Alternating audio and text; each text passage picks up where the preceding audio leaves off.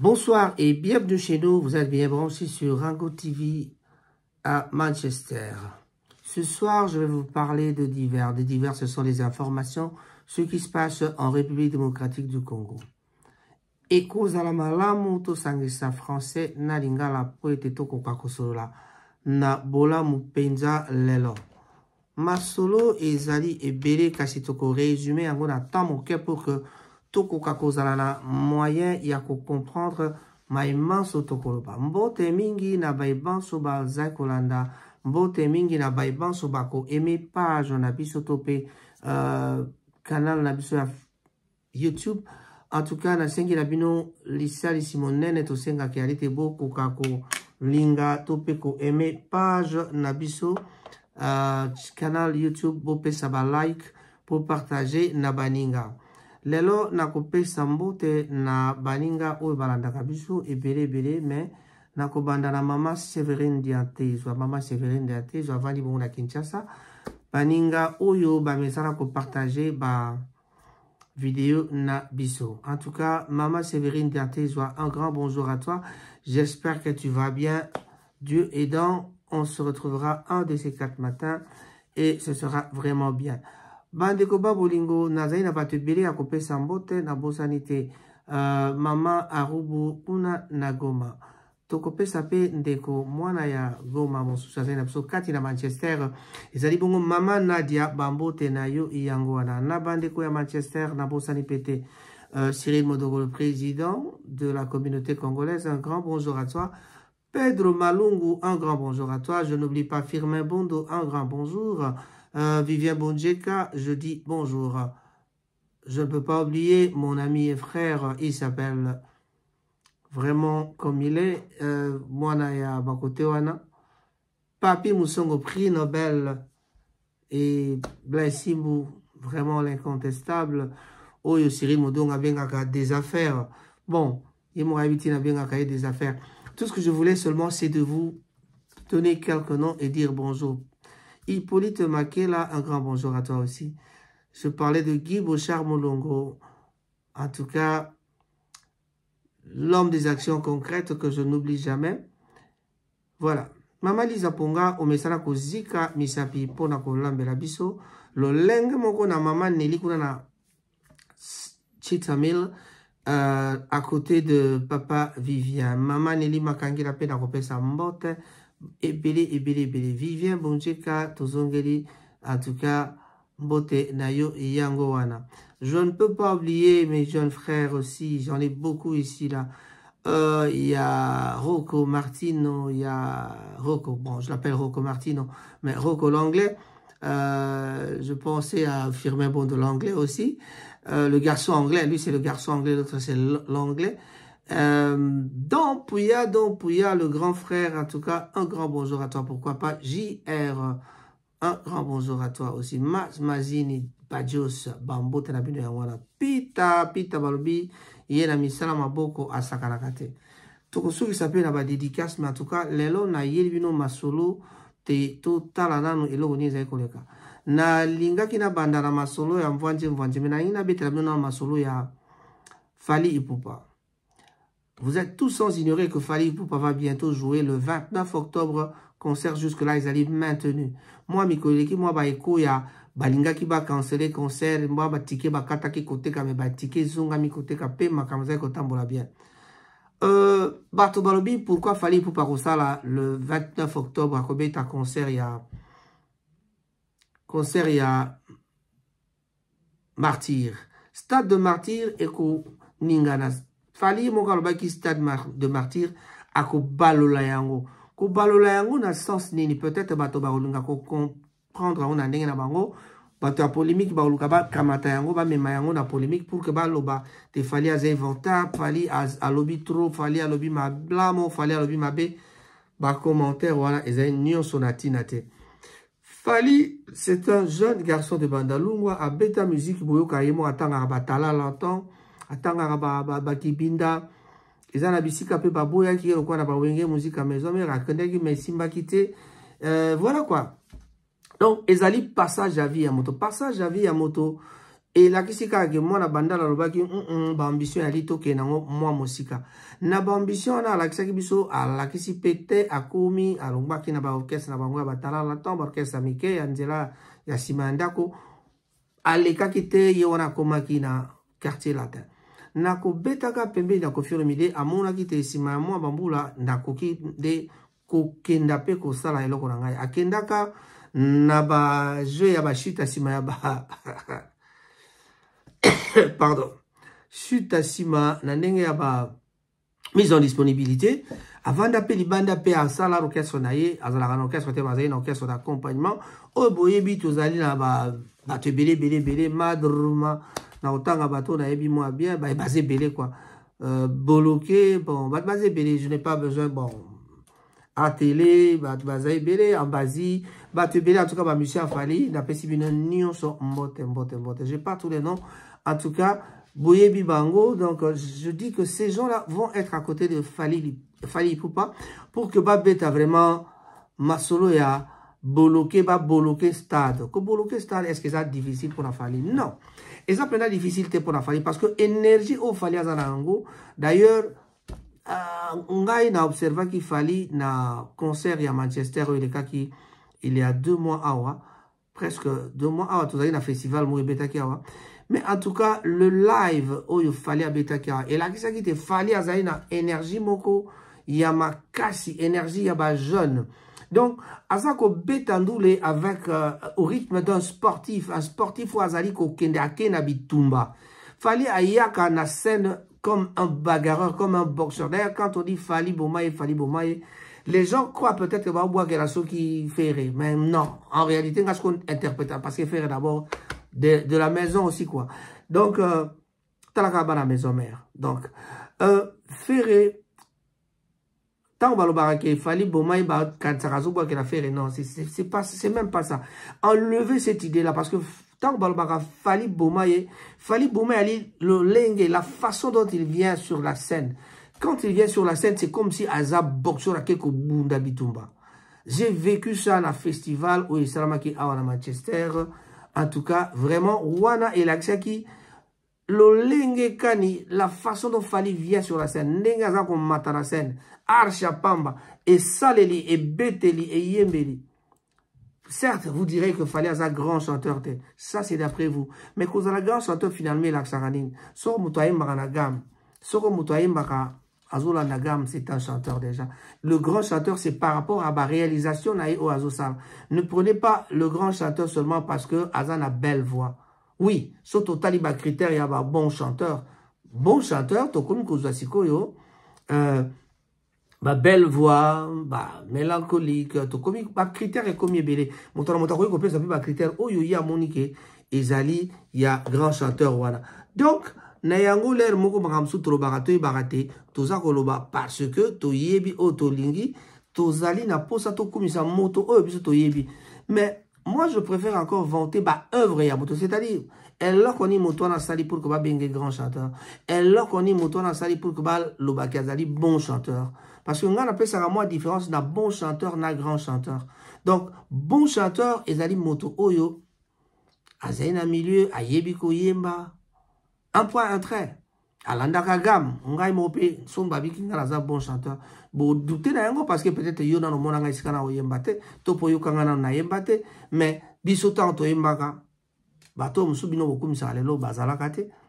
Mais tozali na problème on a été. Na linginde bato ba comprendre que bon ça la comparaison et pas ibasala la comparaison. Mais moi je suis en train de voir un Fally Ipupa la stade. Na énergie o yazalaka na yango, na énergie o yazalango, il fait du sport. Azana power moko suka yé na yango na scène, azako ya d'abord na démarche ya moto ozo mona ki aye ko betandoule. Donc ça lokola yé bagarre na ba public na yé. Hein? Ya ba à Manchester pour akatera qui passe comme qui police ya la baille. Donc il accepte que Fally Azalaki prêt pour attaquer public à Manchester. Malheureusement, moi, je faille aux Azalaki dans l'organisation. En tout cas, moi, je faille aux Azalaki dans l'organisation. Il y a un Salaki que, bon, moi, et peut-être ezala na moins ampleur wana, eza moins retard, et ça là qui, il fallait akoma qui retard, mon quai, na retard wana, peut-être ma musicien, il fallait bazala déjà na podium, ça la test avant, mais l'heure, bah, comment qui n'a l'heure, il y a comme m'a tapé, comme ça là, kubongisa ba instrument et pesa ki moi retard na ma solo na yango et ça dit que fallait mais le concert était fantastique, le concert était vraiment avec une vibration terrible. Donc on a vu un Fally Ipupa, donc na courage o yazanango, na power o yazo laksana, donc force o yazanango na matagi na scène. Ça montre tout simplement que Fally est capable de jouer le stade. On a vu le concert de Wenge Ndenge Betamaki. Bah oui, rana ba jibe ba auto beta wenge oyo ya ba beta ki ya wenge 4x4 et zala ki bien mais spectacle to eba ya wenge et tout le monde qui a monté. Mais je suis sûr qu'avec Fally Ipupa to komona ba spectacle ya sika. Mais tout ça toujours n'a besoin ba bimsel so mo elo mo sika. Je crois que Fally Ipupa comprendra déjà ce message pour que ba il so mo elo mo sika to yebi ke mikolo eza bloqué mais elo mo ya sika oyo kozala kaka ya stade. Oui. Le stade, ce sera peut-être pour démontrer, bah, Tokos 2, bah, Oyezo, ça va succès, là, bah, Boloké, Tina Boloka, ouais. Mais, en tout cas, je crois que c'est ça. Mais, pourquoi Fally doit jouer le stade? Pourquoi Fally, il faut bêta stade de Martyr? Stade de Martyr et bêtama, et Tikalaka, histoire que, bah, Wera, bah, Kolo Martyr, JB Kolo Martyr, pourquoi? Parce que, bah, bêta bandou la danger. Bah, tanga même, quand on a, bah, Denis c'est-à-dire, bah, Denis c'est-à-dire, bah, pasteur, ou, bah, y'a, bah, tchadi, bah, na évangélisation.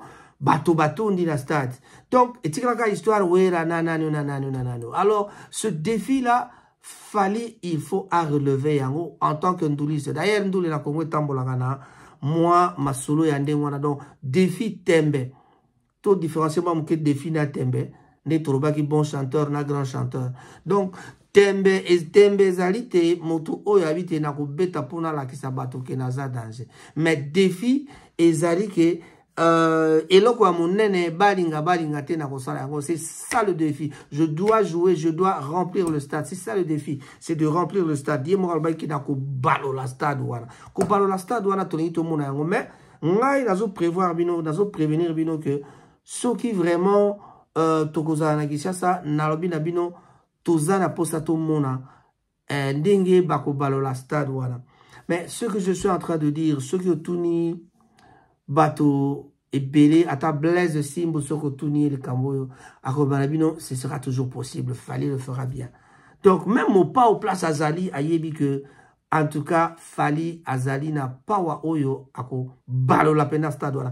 Mais, la publicité a Fally Salamagana, moi, ndenge mokoboyo. So, ok, la Kinshasa, les loyo, on ne voit même pas des banderoles, ou bandi koloba déjà makamboya stade, voilà. Donc, moi,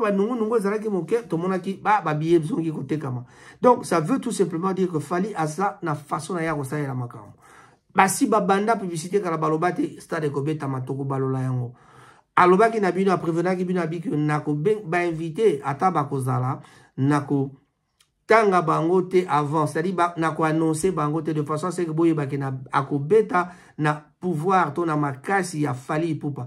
Même au na yoki batomusu ba komo abenga déjà Dadju. Non, ce n'est pas question d'appeler seulement Dadju. Akoyi pe ko ba bengi Dadju ta bengi na yeba Nigeria mususu. Akolo ba bengi Dadju ta bengi bato bazali belé.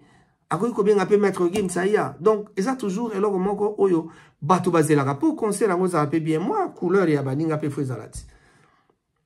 Awa, featuring featuring pour Anine. Je crois que les gens doivent comprendre ce que c'est qu'un featuring. Featuring ezali et logo o yezo salima pour nako pesa moi et logo moko ya sika. Ko bagisa moi 1 plus c'est-à-dire yo zana 1 ngana zana 1 surtout beti biso mbale eza 2. Vous comprenez? Donc par exemple brigade. Brigade normalement on pouvait pas parler de brigade il y a quelque temps, on pouvait pas, disons il y a 1 an, est-ce qu'on pouvait parler de brigade?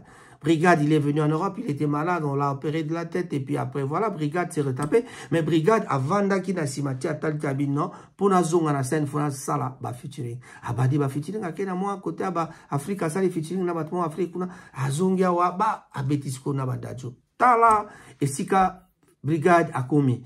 Donc, le prochain album, ou bien le prochain single, il y a Brigade, Brigadier Sarbati, Hercule, Tobin, à Galer, Moko. Donc, akola kisabino force de frappe oyo bato ba yebite oyo bato bazai causer la coupe même pas Donc, voilà, je voulais vous dire ça, à peu près pour vous comprendre que Fally Ipupa azali prêt pour retourner le stade. Bato ba otia tembe, ba romona yango. D'abord, au départ, aza mwana bandal, bana bandal, bazalaka na défi na bango. Défi na bango yali ke o na lingi na sala na kosala yango. Tembe ezali te, botiaki tembe, bokomona yango. Pe bokomona, bato bakotonda. Le défi ezali na beta. Et là, comme on est na beta yango, le quoi bakulutu ba beta, ala qui s'appelle force na. Et puis, il y a déjà Ndengazali, un vrai sportif, à ko beta yango de la manière que, oh, bato bena ba mona ke, oui, koutou d'ailleurs, ils ici kawa po yaro laksa ba prouesse, parce que d'abord, un, ils a stade. Donc, espace à mon nez, on a européen, ça y est, occasion, ala qui s'aba prouesse na ye, abimisa ba danseuse, babi na ba danseur na. D'ailleurs, chorégraphie a Fally et comment, parmi ba meilleure chorégraphie.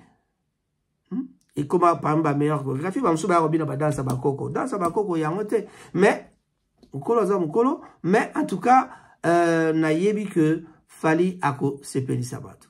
Na yango torobi, total rapé, sotolandi si me Fally le roni zakoya. Fally a programmé quand même concert il y a Stade de Martyr avant les Wenge. Mais, kala, concurrent, il y a Fally et Zalaka Ferregola. Mais si Fally a excellé tellement que Ferregola a lali mouke. Ferregola lali a bimisi balbum, mais ils ont accroché penza te. Tout le bango vérité.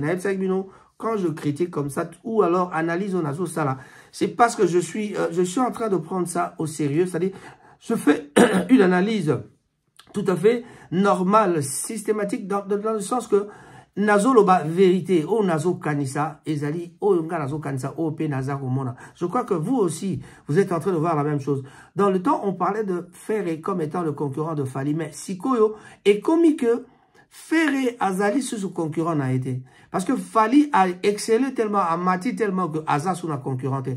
Aza même pas concurrent, ya Baya na ya Wenge, Aza même pas concurrent, ya Kulutu na ye, to papa na ye, to loba, le vieux Mopao Koffi Olomide, qu'on dit son gambeli beta kaliko fite mais keba vie mon pao ba ma Koffi bokom go zwabino tuna ba Wenge na ba donc Fally comme go beta bino ma Koffi donc boloke soka simbi ko boaka kuna donc ozo sentir que ba tala kutwa mukili bakimi donc jusque là en tout cas na yebite soki c'est le homme d'achaka monoko na yebite soka kolobani ni pona boloké n'engazo boire mikolo alors baka ba petit wana elogote mais bon c'est Léo que je salue en passant, je sais qu'il était à Paris, voilà.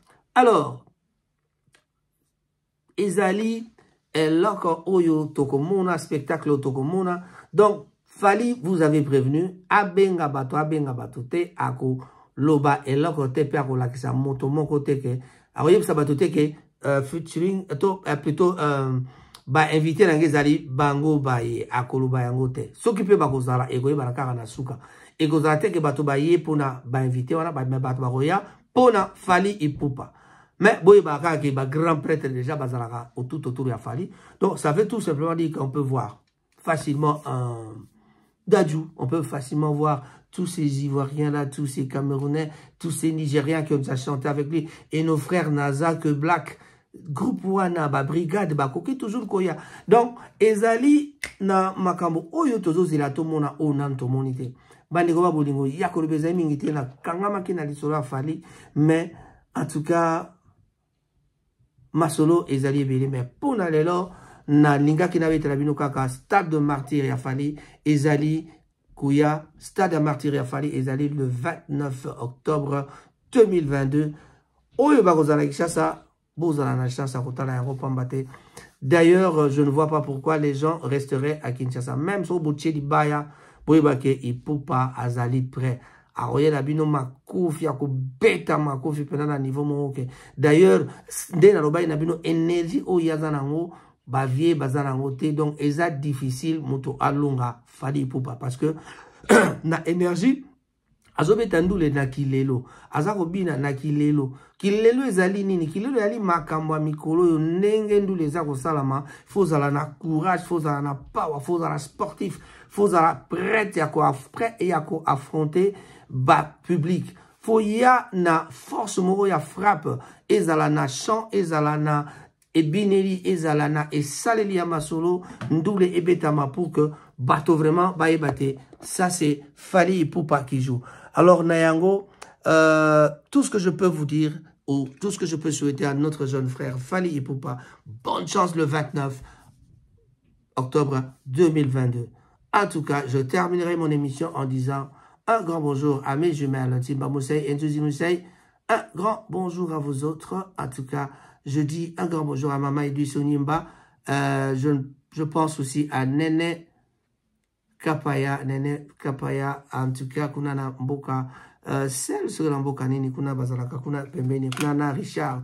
En tout cas, bambute na bino mingi, puna lelo, to zali bongo kosuki sana masolo, ne na bino ke, to yoka nano, to landa, pe, émission, mais to kamata pe, to partager. Partagez s'il vous plaît, et kozala. Et c'est ngomingi pour nabiso.